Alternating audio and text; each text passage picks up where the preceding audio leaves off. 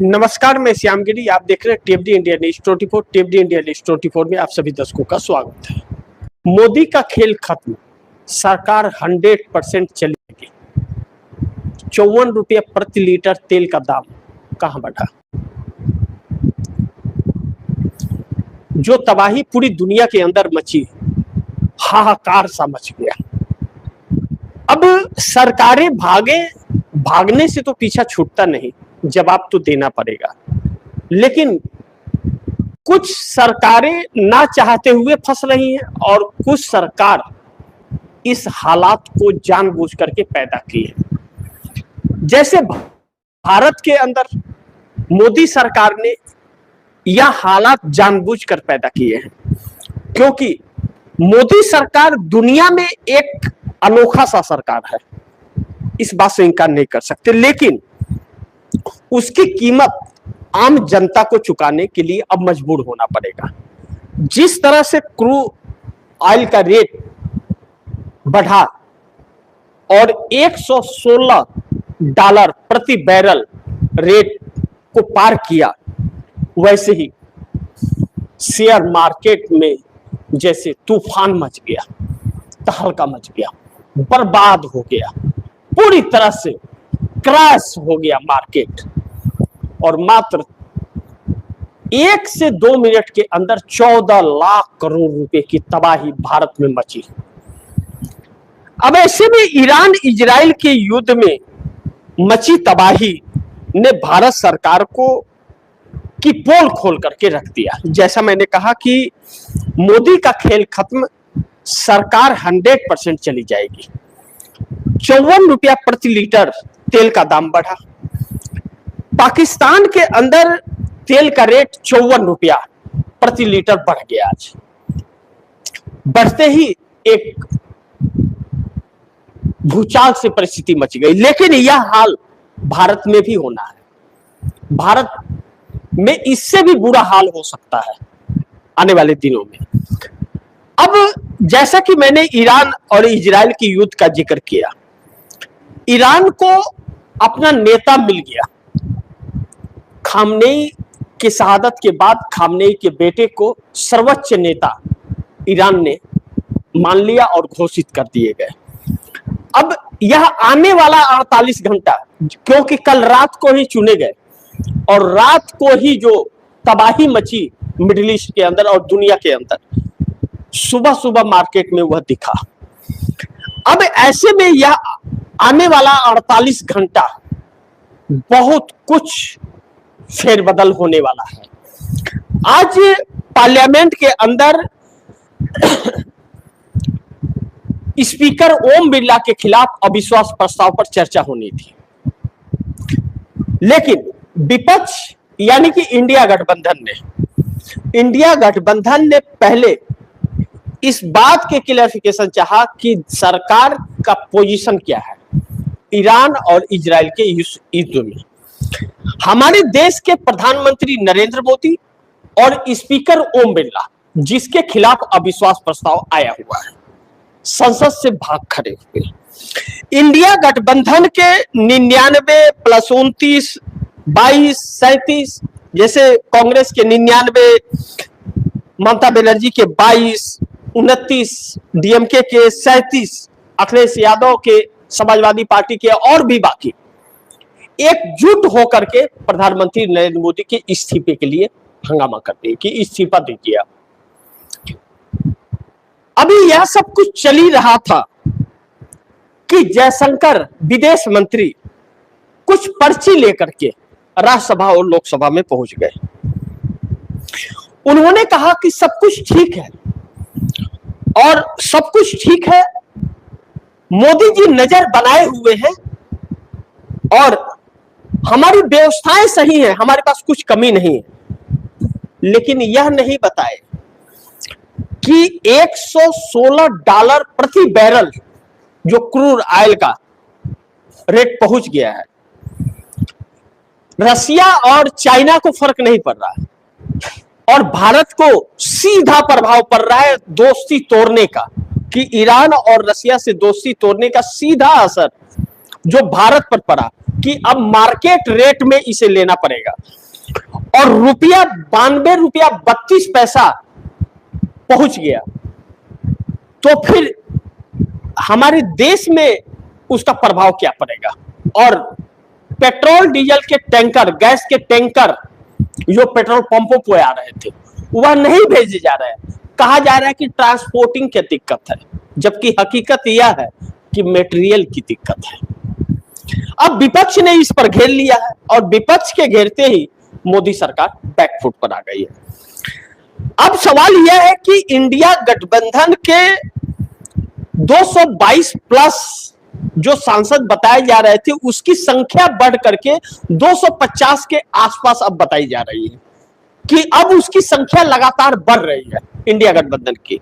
यानी कि असदुद्दीन ओवैसी जैसे लोग जो ना तो एनडीए ना तो इंडिया किसी में नहीं है, वह इंडिया गठबंधन के पक्ष में आकर के और सरकार पर हमलावर हो रहे हैं। यानी कि इंडिया गठबंधन की संख्या बढ़ रही है। हमारे देश के प्रधानमंत्री नरेंद्र मोदी जो मेरठ में जा करके और बाकी के जगहों में जाकर के जो इंडिया गठबंधन को तोड़ने और बिखेरने की कोशिश कर रहे थे, इसका मतलब वह कोशिश नाकाम हो गई है। तो मोदी जी और ओम बिरला संसद से भाग खड़े हुए, संसद में आए ही नहीं और हंगामे के भेंट चढ़ गया, संसद स्थगित हो गया कल सुबह 11 बजे तक के लिए। अब कल 11 बजे खुलेगा। राहुल गांधी का एक स्टेटमेंट आया, सरकार आरोप लगा रही है कि जब स्पीकर ओम बिरला पर चर्चा होना था तो फिर हंगामा क्यों। और विपक्ष इंडिया गठबंधन का कहना है कि उस पर तो हम कर लेंगे, पहले मौजूदा स्थिति पर आप चर्चा कर लीजिए, और उससे सरकार भाग रही है। यहां तक कि संसदीय कार्य मंत्री किरण रिजिजू, थोड़ा वह ज्यादा पढ़े लिखे हैं मोदी जी से, उन्होंने कहा कि विपक्ष को कानून का ज्ञान ही नहीं है। लेकिन यह भूल गए किरण रिजिजू कि वही विपक्ष है जो आज विपक्ष में, आज तक वही सत्ता में था 2014 के पहले, और उसी विपक्ष ने इस देश को लोकतंत्र और संविधान दिया और कानून दिया। जिस कानून को वह पढ़े हैं उस कानून को उसी विपक्ष ने बनाया है, यह भूल गए। लेकिन यहां एक मार्क करने वाली बड़ी चीज है जिस पर आप दर्शकों का ध्यान केंद्रित करूंगा, वह यह है कि यह पूरी सरकार जो है मोदी की, यह विपक्ष का सामना नहीं कर पा रही है, सदन से भाग रही है। और जो एनडीए की सरकार मौजूदा है, भाजपा की सरकार तो है नहीं, एनडीए की है, लेकिन चल भाजपा का एजेंडा रहा है। इसमें एक बड़ी महत्वपूर्ण बिंदु जो देखने को मिल रहा है वह यह है कि इस सरकार के अंदर जो एनडीए के घटक दल हैं, जिनके 53 सांसद हैं, वह 53 सांसद में ज्यादातर सांसद सरकार के बचाव में नहीं आ रहे हैं, वह दूरी बना रहे हैं सरकार से।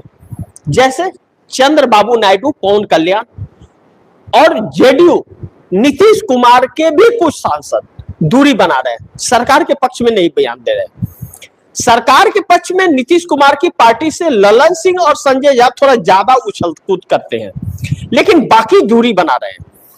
यानी कि चंद्रबाबू नायडू, पवन कल्याण और नीतीश कुमार के कुछ लोग दूरी बना रहे हैं, लेकिन दूरी अनुप्रिया पटेल उत्तर प्रदेश की जो आती है, इकलौती सांसद है अपनी पार्टी की, वह भी दूरी बना रही है। और जयंत चौधरी इस वक्त बड़ी चुप से है, वह सरकार के बचाव में आते हुए नजर नहीं आ रहे। यानी कि आप इसे यह कह सकते हैं कि 33 सांसद सरकार के बचाव में नहीं है। लेकिन एक महत्वपूर्ण बिंदु और इसमें देखने को मिला पूरे संसद प्रणाली के अंदर, कि भारतीय जनता पार्टी के जो 240 सांसद हैं, उन 240 सांसदों में भी एकजुटता इस वक्त नहीं है, वह बिखरे हुए से हैं। कुछ नाराज हैं, कुछ गुस्सा है और कुछ सदमे में है। यानी कि राहुल गांधी ने एक बात आज और कही मीडिया को अपना बयान देते हुए, मात्र 1.5 मिनट, 1 मिनट 30 सेकेंड, उन्होंने कहा कि मोदी पार्लियामेंट में नहीं आने देंगे। नहीं आएंगे और नहीं आने देंगे। उनको जवाब देना पड़ेगा और उन्हें जवाबदेही से भागने नहीं देंगे, उनसे जवाब लेकर के रहेंगे। और पूरी सरकार तिलमिला सी गई है। इस तिलमिलाहट के दौर में भारतीय जनता पार्टी बैकफुट पर है। जेपी नड्डा जो पूर्व राष्ट्रीय अध्यक्ष भारतीय जनता पार्टी के रहे, अब तो नितिन नवीन बन गए, इत्तेफाक से वह भी कुछ रहे, एक्सटेंशन वाले अध्यक्ष कहे जाते थे। उनको मिर्ची बहुत लगी मल्लिकार्जुन खड़गे से। मल्लिकार्जुन खड़गे ने जैसे ईरान युद्ध का बात राज्यसभा में छेड़ी और उप राष्ट्रपति सीपी राधाकृष्णन जो हैं विपक्ष के ऊपर हमलावर हो गए कि नहीं बोलने देंगे, ईरान पर बात नहीं करने दी, और जो मार्केट क्रैश हुआ, पूरी तरह से तबाही मची मार्केट के अंदर, और जो 60 रुपया एलपीजी का रेट बढ़ा, और अब जब क्रूड ऑयल, आप सोचिए कि 40 रुपया था कुछ दिन पहले, 60 रुपया बैरल हुआ था, और अब $116 प्रति बैरल हो गया और रुपया 92 रुपया को पार कर गया। तो ऐसे में इस पर जवाब सवाल नहीं करने दिया जा रहा, बोलने नहीं दिया जा रहा विपक्ष को। और जगदंबिका पाल जो स्पीकर ओम बिरला के कुर्सी पर बैठे हुए, वह भी लोकसभा में पार्लियामेंट को नहीं बोलने में, विपक्ष को नहीं बोलने दिए। तो विपक्ष के हंगामे का भेंट चढ़ा और विपक्ष झुकने को तैयार नहीं। और इसी बीच इस्तीफे की मांग इंडिया गठबंधन की तरफ से उठ गई कि आपके बस का नहीं है और आप अब इस्तीफा देकर के कुर्सी खाली करो।